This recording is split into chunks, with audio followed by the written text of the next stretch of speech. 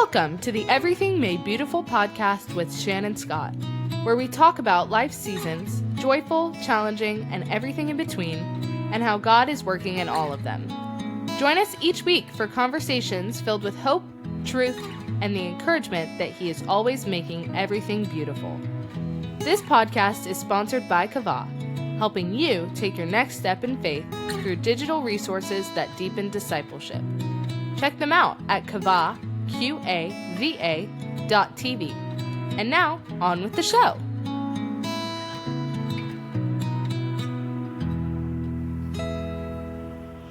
Well, hey friends, welcome back to the show. Today, I'm so excited to welcome Jen Thompson, a blogger, speaker, podcaster, and author with a heart for sharing the raw and vulnerable pieces of her life on her socials and her website. Her comforting and hopeful words are warm like a letter for the soul, so you know you're never alone. Her first book, Return to Jesus, an invitation to abide with Him in every beautiful, stressful, or tedious moment, is available now. She also has a devotional coloring book titled Grace in All Places that's set to be released this November. Now, for the past 19 years, Jen has been a stay-at-home mom to her beautiful children and is married to the love of her life, Patrick. She lives in Nolensville, Tennessee with her family and two Persian cats, Zilly and Beans, who she says rule the house. I so enjoyed this conversation, and I know you will too. So thanks for joining us. Well, hello, Jen Thompson. Thank you so much for being on the Everything Made Beautiful podcast today. I'm thrilled to have you. Hello. Thank you so much for having me. I am so excited for our conversation and just am truly honored to be a guest. Oh, well, I love talking to women about projects and books and albums and all those sorts of things because anytime you pour yourself out onto the page, there is a cost and there is a lot that comes with that. I think people might think people just, write books like you clean your bathroom or vacuum your living room. And it's a very different thing. So I just want to say I understand the cost of that. And so part of the reward is getting to see what God does with it. And that's what I'm excited about to talk about your book today, because the title of it was the first thing that captured me, which is Return to Jesus. So before we dive into all the things about the book, what was stirring in your soul in the season leading up to deciding to write it? Like, what made you go, I have to write this? Was it a particular moment or season? What was the prompting for it? Yeah, thanks for asking. And I really just love what you said too about writing a book, because it was more than I ever anticipated. And my prayer is that it will land in the hands of those who need the message. And I say it's my heart in a book. So the title Return to Jesus was actually kind of the launch pad for everything inside of the book. It's my idea started with the title. And I think sometimes when we think of returning to Jesus, maybe the first image is you've fallen really far away or you've been gone for a long time. And that absolutely is one of the ways that we return. Yeah. But the thing that has really struck me throughout the years is there is an invitation that the Lord is extending to us each and every day throughout every second of our life, an invitation to meet with Him and abide with Him and rest in His presence. And so the return isn't just about this grand return, but it's about learning how to return to Him all throughout the day. And I really have a heart for the women who are in the really kind of busy seasons of life. I have 4 children, and I feel like it's just been kind of busy for years. Yes, I was going to say, you don't have many seasons that aren't busy, I would imagine. It's been there's been so much joy, and there have been moments of chaos. And so there have been times when, in all transparency, there have been seasons when it's been a lot harder for me to meet with Him and remember to return to Him. And I really recognize, so pre-pandemic, we were busy, during the pandemic, just like most people, we're in a place of privilege where we didn't have people that were sick. We weren't in the medical field. So we were able just to all be home together. And everything we went from 100 to 0. And for our family, it was really a sweet time. And then when everything picked up again, we're back at 100 miles per hour and then some, because I think we were trying to make up maybe subconsciously for some lost time. And so then we were saying yes to everything. And that was really a season when I was like, okay, Lord, I don't want this. I want to take some of the things that I learned in those moments of stillness and silence and quiet when it was just us and things felt simple. How can I merge these things together? Yeah. So all of that is kind of my heart behind the book. Oh, that's so good. Yeah. The pandemic, it's crazy to think that was 5 years ago. Oh.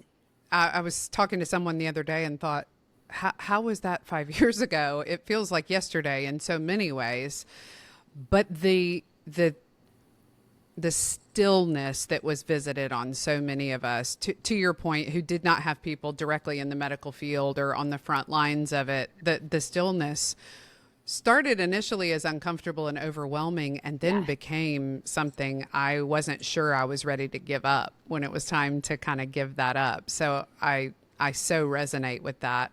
I love the subtitle of the book as well. And it says, I'm reading it so I'll get it right, an invitation to abide with him in every beautiful, stressful, or tedious moment, which that alone feels like a gift. So what does it look like? How would you define abiding in real life? Because for women, I would imagine most of us share the feeling that more often than not, we're failing at the abiding part of being with Jesus. So what made you say we can abide even in tedious and stressful moments? Yeah. And you know what? I am definitely, one of the things I like to point out is I haven't written this book because I have it all figured out. I'm not writing from a place of expertise where every day I am just abiding with the Lord all throughout the day. This is the desire of my heart. So I understand what that feels like to go through a day, 2 days, a week, however long, and be like, Lord, have I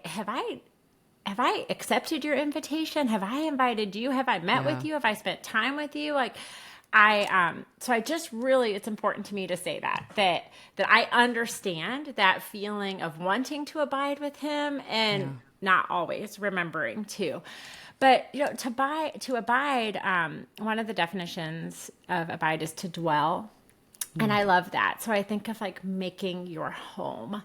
So when I think of abiding with the Lord, it's making him my home, making my home with him, meeting him where he is. And so I think that there are ways that we can abide with him throughout the day that don't take up a lot of time. It's not like you have to be sitting in silent prayer all day long. There are ways that we can meet with him in the middle of the grind. And so I think just adopting different rhythms and habits that work in the season you find yourself in, which is key because it is always changing. Yes. So what worked for me when I had really little kids doesn't work for me now that I have a house full of teenagers. What worked for me when I was at home with them doesn't work for me now that I'm working. It's always shifting and changing. So I think it's just finding what works for you in the season that you are, and also recognizing it's okay to let go of things too. I think sometimes we hold on to things past the point of expiration because they're good things. There's so many good things that we are invited to do regularly: Bible studies, church groups, community groups, even book clubs, neighborhood things, volunteering at the school. I mean, there are so many good things that we could do. But I think just one of the ways that I am abiding with the Lord is taking my day to him, taking my calendar to him before I commit to something, asking him, Lord, do you have this? Is this for me? Is this my yes? And then just paying attention to 'cause to me, one of the ways the Lord speaks to me is through a feeling of peace. And so if I ask him and then I have that feeling of peace, then I can proceed with confidence until maybe that door closes. Yeah. Sometimes we Yeah. proceed and then the door ends up closing. But it's just asking him at the start of the day, Lord, where are you? Where can I meet you? What do you have for me? So that's one of the ways. I would imagine there are people going, yes, that's my issue. It isn't that I'm choosing between bad things and good things. It's that I'm choosing between good things and better things all the time. And I say that a lot. When you're in full-time ministry, everything is a Jesus thing. And so the concept of I need to say no to some things is I'm saying no to some things that basically have Jesus' name on them because they're all ministry related or fruit of that tree. And so it has been a journey for me personally to go, me saying no to this. First of all, I had a pastor who would say, it's a no for now. It's not necessarily a no forever to a lot of things. It's I a no love for now. that. It's not necessarily a no forever, which that was so freeing to me. I kind of know the no's forever. Like, I'm never going to do that. That's always going to be a no. I struggle with all the things I could do, but now's just not the right season. So that has been freeing for me to know that it's a no for now, not necessarily a no forever, because to your point, seasons change, stage of life changes.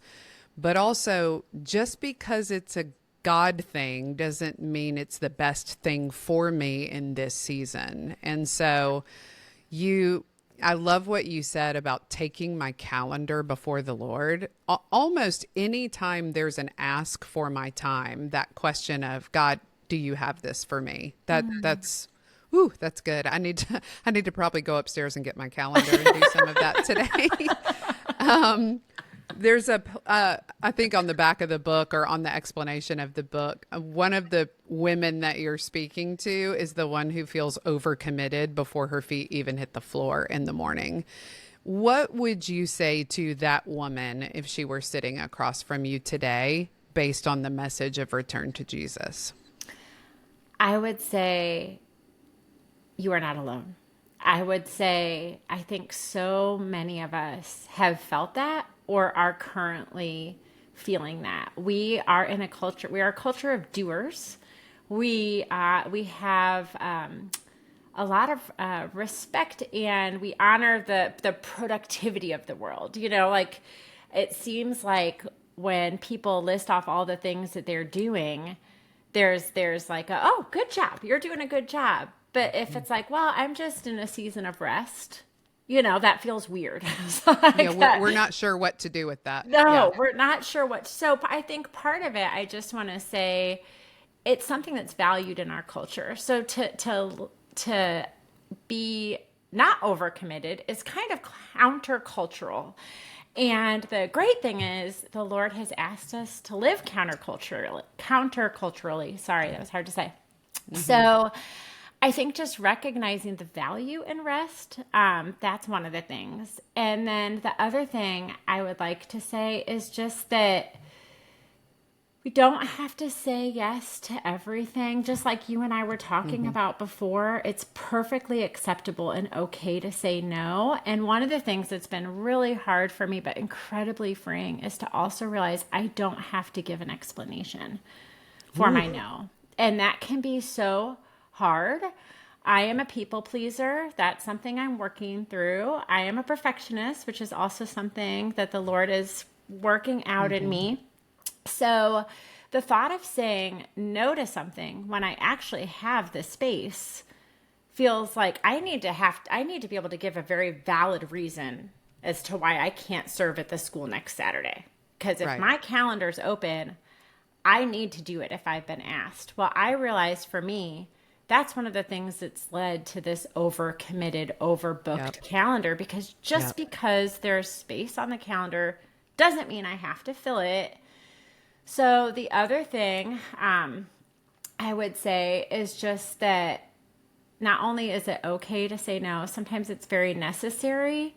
And one of the things that I've done with my family, because I realize when I'm burnt out and overcommitted and overstressed, it just kind of seeps into, it goes everywhere. Yeah. I come out sideways. I'm screaming at people. I'm yelling at people. I'm hurry up. We're running late all the time. Yes. And it's not pleasant to be around me when I'm in that place.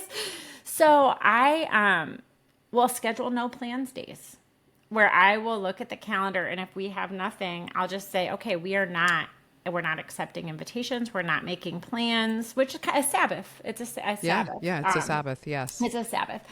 But it's not always on a Sunday for us. I realize that can be flexible for our family too. Although the tradition of a Sunday Sabbath, I think, is a beautiful tradition to honor and uphold. But for our family, at this time, it's worked better to schedule the days, which also seems maybe counter to like scheduling a no plans day, but it works for us. But we live in a culture where almost the culture will plan for us if we don't plan. And so I think scheduling no plans matters. And the not giving an explanation for your no, I also am a people pleaser and a perfectionist. And as crazy as this may sound to admit out loud what I'm about to say, I feel guilty if I just don't want to do the thing. Yeah. And my husband has started asking me the clarifying questions of, do you want to do this, or do you feel like you should? Do you want to do this, or do you feel like you're supposed to do this? And that has been clarifying for me the amount of things I do that I don't actually want to do. And we all have to do things we don't want to do. That's not what I'm saying. But when you're a people pleaser, you do a whole lot of things that you don't necessarily want to do. I love those questions. Those are great questions to ask. Just the why. Why are you agreeing to do this? Yes. And I realized for myself too, that I also had put kind of my worth was tied to the things that I was doing, the ways I was showing up, the ways I was serving. I think I had kind of attached maybe some pride to myself, like, oh, well, yes, I'm doing all of these different things. And I feel like the Lord has really just has humbled me too, where it's like, wait, no. I'm not asking you to do all of this. You are doing this not because I'm asking you to, but because it's more like, okay, well, if I don't do it, who's going to do it? Well, that's silly. If I don't do it, God will have somebody else could show up that do, and they are the one that is meant to do it. So it's also this feeling of like, I don't have to do all the things. God isn't calling me to do all the things. And maybe if I'm saying yes to everything and overcommitting to everything, then maybe somebody else isn't having the opportunity to say yes. Totally. And they need that yes. Whose opportunity to say yes to God am I robbing because I'm so busy overcommitting to everything? Ooh, that's good. One of the points that you make in this, which I think is so good, is that Jesus doesn't just meet us in holy moments, but in ordinary ones and overwhelming ones as well. I don't know if you'd agree, but I find, and I have worked a long time with women, and if we're not careful, I think we tend to compartmentalize Jesus and our walk with him into kind of the sacred or special parts of our lives. For instance, we all know we should spend time with Jesus in the morning, but we feel like we have to get ourselves together and clean our lives up and get in the right framework to be able to come before him, which is not what we know to be true about Jesus. But I think as women, we still struggle with compartmentalization. Do you find that is the case? And why do you think that is? Yeah, absolutely. For some reason, when you just gave that description of getting ourselves ready before coming to Jesus, I had this image that popped into my mind. There's a show my husband and I really enjoyed called, I think, The Marvelous Miss Maisel, and it's set in the 50s. And there's a scene at the beginning where she has her curlers in, and before her husband wakes up, she sneaks out of bed, does her hair, puts on her makeup, like changes her pajamas and lays there. So when he wakes up and he looks at her, he thinks that that's how she's just wakes up in the morning. Just this beautiful, like all bright. For some reason, that's what popped into my mind. This idea that we have to just have everything just put together and just so. But what I love so much about the Lord is that he loves every single part of us, and he knows what we are like on inside, outside, in those parts that we want to hide the very, very most. He has all access to those parts, and he has for all of eternity, and it's never once changed his love for us or how he feels about us or the fact that Jesus died for us. And so I think that's the thing that I try to remember when I am coming to him in the overwhelm and in the mundane, and I feel like I have the furthest thing from put together. That is really, I don't know if I should say when I need him most, because I always need him, but it's in those moments where I kind of want to turn from him or avoid him or figure it all out on my own or just get a little shinier before I enter into his presence. If any of that is going through my mind or I'm feeling in my spirit, that's probably a pretty good indicator that, oh, I should meet with him right now, in this moment. And you know, one of the things I talk about is kind of off topic a little, I guess, but in the book I talk about, I lived in a place of shame for a really long time. And in that place, it was really hard for me to accept that the Lord loved me. I could accept that he loved everybody else, and I understood what the scripture said that about his love, but it wasn't connecting. And as I have spent time with him and people have come alongside me to walk with me through this place of doubt and hurt and shame, I've had a lot of people speak truth and love to help me kind of, remove that. And the Lord has been so kind. And one of the things that I've realized that actually it just overwhelms my heart is that he was with me even in that moment. Even in that moment when I just wanted so badly just to cover it, now I see he was holding me in that moment. And so that's what I want to say is that even when we feel like we don't have it together or we're just busy or stressed out or yelling at our kids or covered in shame or whatever it is, he's holding us. And whether we feel it, just because we might not feel it doesn't mean he's not there. Yeah, that's so good.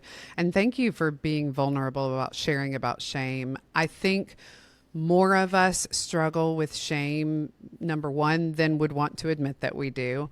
I also think it's one of the sneakiest attacks of the enemy.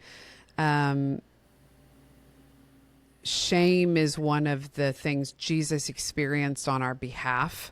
And I think that it sneaks in so easily, and we honestly don't always even realize that our responses or our behavior is from a place of shame versus from a place of belovedness and knowing our identity and who we are in Christ. So I appreciate you putting language around that, because I think a lot of people struggle with shame because we're very susceptible to it, especially if we have an awareness of our own frailty and our own shortcomings, as so many of us do. Shame can be a close companion to that. So thank you for putting language around that. You're because welcome. Jesus never deals with us in shame. Jesus is never dealing with us expecting shame on you. You should be ashamed of yourself. Some of those things we say that I wish were eradicated from the English language, but always from a place of love. And I will say, when I can grasp God's acceptance of me exactly as I am with all my faults and failures, I feel most loved by him.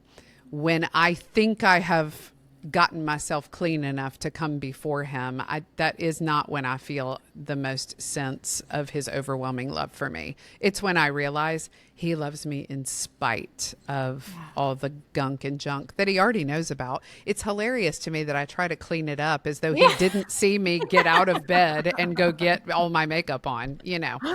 Well, and I think for me too, the difference is one of those things is more about me and the other is more Totally. about him. Like Yes. one is more about what do I need to do to make myself appear a certain way versus who is he Yeah. and who am I to him? You know, it's like a mentality shift.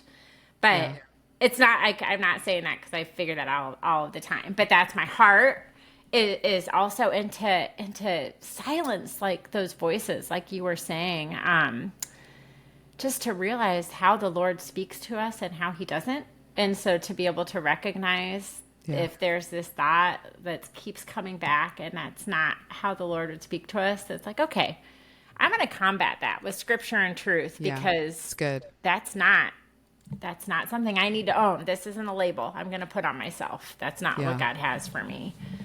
So good. You write also about disrupting, which I love the word disruption. You write about disrupting rhythms and patterns of life in order to embrace an eternal perspective. Can you give like a practical example from your life, from your day even? What does disruption in order to embrace an eternal perspective look like for you? Yeah, well, I think... So like I said, every season is different. And so for me, I think part of it is recognizing that what has worked today won't always work tomorrow, and what works tomorrow may not work the next day. And so, for example, I have always been somebody that my heart is to wake up really early and have quiet time. I think that sounds amazing.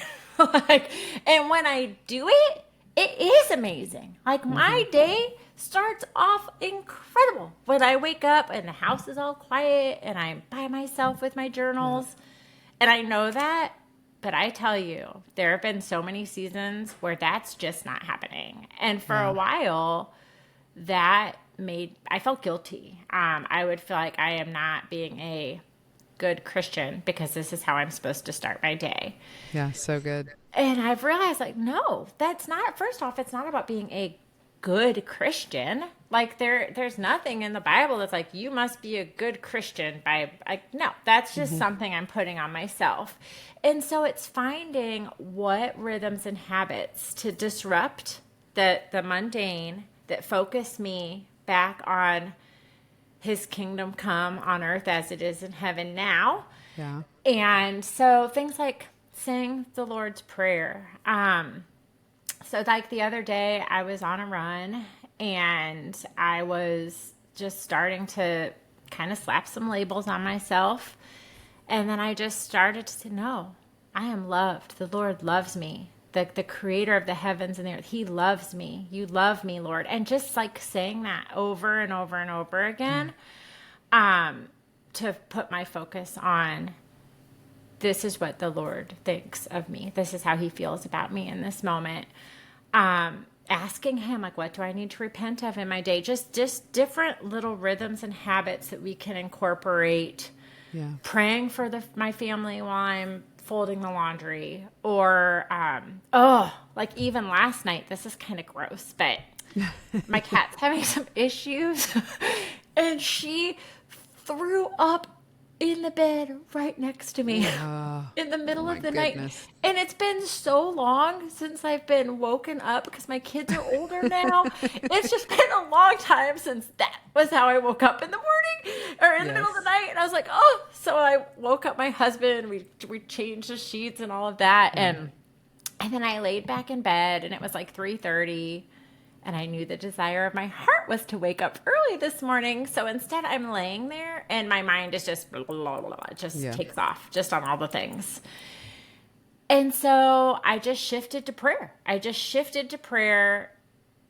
and I drifted off. And so I think it's even just moments like that when my mind starts to just go, okay, I'm just going to pray. I'm just going to, whatever is happening in my head, let's just pray. And so I think that those are ways that work for me right now, just to kind of disrupt my, just take me out of the mundane and focus me back on the Lord. Yeah. Yeah. That's so good. We talk a lot on this podcast about how God makes everything beautiful in its time. Like, God is always in the process of restoration. He's a restorer, repairer. That's what he does. What is a season or stressful situation maybe in your life or your past? Where have you seen God restore and redeem kind of beauty from ashes and make everything beautiful in its time for you? That's a really good question. The season that comes to mind, I guess, was when the kids were really little. It was just such a busy time. Like, our kids, they're all 2 years apart. We have 4 kids, and I stayed home with them, and there were so many times where I was convinced I was not getting it right. Like, I just remember I just put so much pressure on myself. I felt guilty all of the time.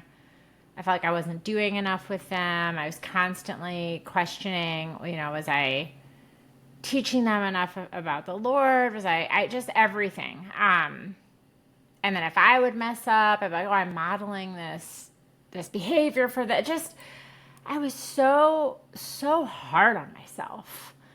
And it was hard for me to see the things that I was doing right in that season. I was just more seeing the things I thought I was doing wrong. And I had a really sweet moment this weekend with our oldest is she's a freshman in the University of Tennessee. And we've had I don't know if a hard year is the right word, but we're learning what this is like now that she's on her own. She's independent. But not independent. It's both. Yes. So, I know it well. Yeah. So we're just in a season of transition, and I'm learning that communication, like nobody in my family, nobody is mind readers, and I can't expect them to be. And there have been times when I have expected them to be mind readers and to know what I would want. And so I was really honest with my husband and my oldest the day before Mother's Day. I was like, honestly, because they're like, what do you want? What do you want to do? I was like, honestly, I'm a words of affirmation person. I was like, the best gift that you could give me is really just to say something affirming. Like that, seriously, just this. Yeah. And on Mother's Day, she was so sweet. And she talked about her younger years in such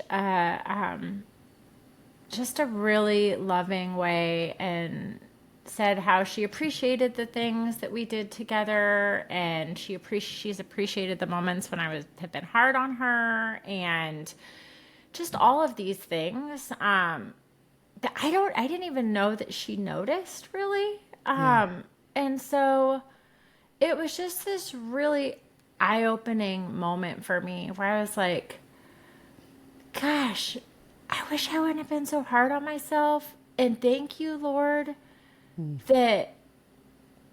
that's not like the kids. They really were so grateful, and we had such I don't know, I don't even know, but I guess it's just that I just appreciated what she said so much, and the Lord took her words, and it was just a gift. And lesson learned was just stop being so hard on myself all the time. Yeah. It's just, it's like we were talking about before. It's just this notion that everything is supposed to look a certain way, and we're supposed to perform a certain way and check off all these boxes all the time. And that's not what the Lord asks of us. And I think we just need that grace. And so her words, I guess, just made me feel more gracious. And I needed them And, more than I and knew. God making something beautiful out of what you thought was poor parenting or, missing the mark. And God is so kind to protect our kids from things that we're like, well, we messed that up. Yeah. But it, Well, and I just I, feel I like there had, was like so much I felt like I needed to be doing. It was just kind yeah, of like the boxes, like they didn't like maybe they didn't memorize scripture. I didn't get them to church enough, or because there was a season when because 3 out of our 4 had asthma and other lung issues, and so like there was a season when we missed church all of the time. And yeah, so I felt so bad about that. And it's like, wait, no, like the Lord still has met with my children in all these other ways. And yeah, it was just very much realizing like all of these things that I was beating myself up for, God filled in the gaps and he's still filling in the gaps. And he's absolutely. always filling in the gaps. We don't have to do Well, it and all. thank goodness we can't actually perfectly parent our No. children. I mean, that's if I'm not dependent on the Lord in my parenting, and I have adults now, that yeah, we're up a creek if it's all dependent on me, and I don't need the Lord to do it. But I had a similar situation with my oldest, and it was at Mother's Day, and her message to me was things that I didn't even realize she was grateful for. But, as they get older comes wisdom and they can look back and see things in a new way. That's so sweet. One of the things I'm grateful for about the book is that you give tools and reflections for the current season, whatever season the reader may be in. How do you personally discern your season, and how does it impact the way that you approach abiding in that season? Like, are you able to, at any given season, and I'm asking this because I'm sure as women, we're like, what do I do? Like, I love everything I'm hearing. What do I do? So how can we discern what season we're currently in with the Lord? And are there tools for abiding given that season? Yeah, I love that. Well, I mean, our seasons are changing constantly Mm-hmm. too. So, I mean, I could think I'm in a season today and then something happens Yep. throughout. Oh, surprise! It's a new one. Yep.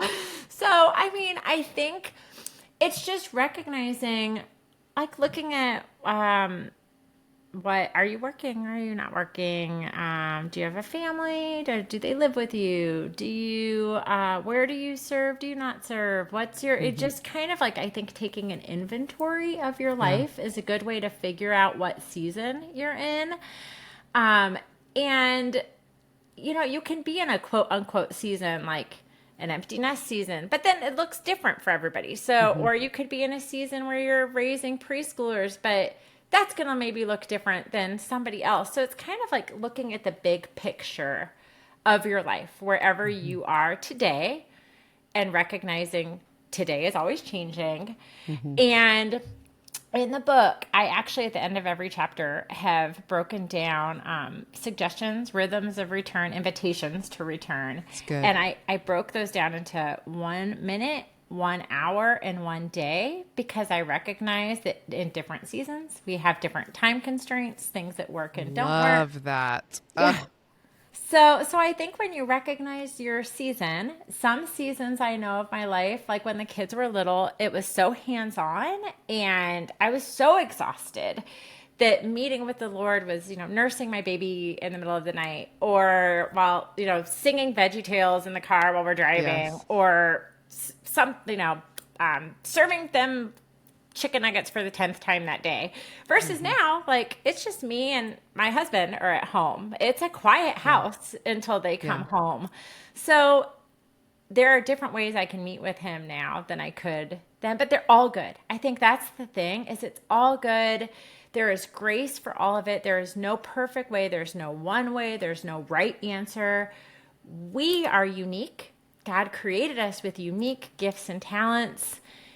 He knows us intimately, and our relationship with him is going to be as unique as we are. So I think a big thing too is not comparing ourselves to other people. And one of the things that I am so guilty of is there have been times in my life when my faith has become like a checklist, like a to-do list, because I'm living in the to-do season. So it's like, okay, quiet time, check, church, check. Yeah. And then I realized, I was like, oh, well, yeah, I'm doing all of these things, which are good. Like the Lord was still feeding me through it, but it wasn't because I was just like really longing to be with him too. So it's kind of this moment of like just figuring out what works and then not feeling guilty if it doesn't work. Yeah. Because it's not about boxes. It's not. So we're good. we're a box culture, but this isn't about checking off the boxes. So it's okay. Yeah. It's okay. That's what Yeah. I want to say. It's so good. Well, I have one question that I ask all of my guests before we wrap up. But before I ask you that, with the spirit of return to Jesus and its message in mind, for the woman who is listening or watching right now, and she's literally hanging by a thread, like drowning in expectations or numb with busyness, what is your invitation to her, and what do you hope she's able to take away from this today? You are seen. You are loved. It's not about what you do. It's not about your performance. He is with you in all of that you're feeling, in the overwhelm, in the numb, in the I don't know how I can keep all of these balls up in the air. Something's going to give. The feeling of, which I know I have felt many times in my life, is I'm signed up to do all of these things and I don't feel like I'm doing anything well. Yeah. Like I have said that so many, there was so much on my plate that it felt like I could just give a small portion of myself to all of the things. And just that the Lord is with you in all of those places and spaces. And even when we forget to return to him, even when we forget to look, he's still with you. He loves you. Yeah. And I think just recognizing that his love isn't based on what we're doing. It's just based on the fact that we're his child and he loves us. And I think it's just, that he's with you. I think that's what I want to say. He's with you in every moment of every day. And don't be hard on yourself. Mm-hmm. Like, give yourself the grace that, one of the things that I think too, like, I feel like as women, we can be so quick to offer grace to so many other people. Everyone else. Yeah. Just like, I'm going to give you all the grace. I'm going to step in and help you. I want you to take care of yourself. I'm going to encourage you to take care of yourself. I want you to rest. I want you to eat well. I want you to, we want that for everybody else. Yeah. But it's okay to want that for ourselves. Like, it's okay to love yourself, value yourself, care for yourself. It's and prioritize yourself. You don't have to be the last in line for sure. That's so good. And I think of how we love our children. That's been one of the most eye-opening things for me. It's just the love that I have for my children. How much more does God love me? And the things I desire for my children, how much more? Just how much more, So even just think of how, if you happen to have children, just think of how you want to care and love them, and then just magnify that by all of eternity. And that, yes. And just to rest in that, So good. So good. Well, the question that I ask all my guests as we end the podcast, which I hope this is a fun question. If you could design, like you are the architect and there are no limits, on your perfect, beautiful day, what would it look like from start to finish? Okay, so I love this question so much. I knew you were going to ask me this question. And I thought about it for so long, because I was like, oh, there are so many things I would want to do. It was the best thing to think about, really. Really it was. I was like, I need this, I need to make these days happen in my life more often. But the thing that made me really happy that I landed on. So my family, we have a lake cottage in northern Michigan. It's about 12 hours from where we live now. We live outside of Nashville, and it's 12 hours north. And my children are the 8th generation of our family to be there. This cottage has been in our family forever. Wow. I think it is one of the consistent things in my life where things are always changing. This cottage has not changed. I mean, it's a beaut.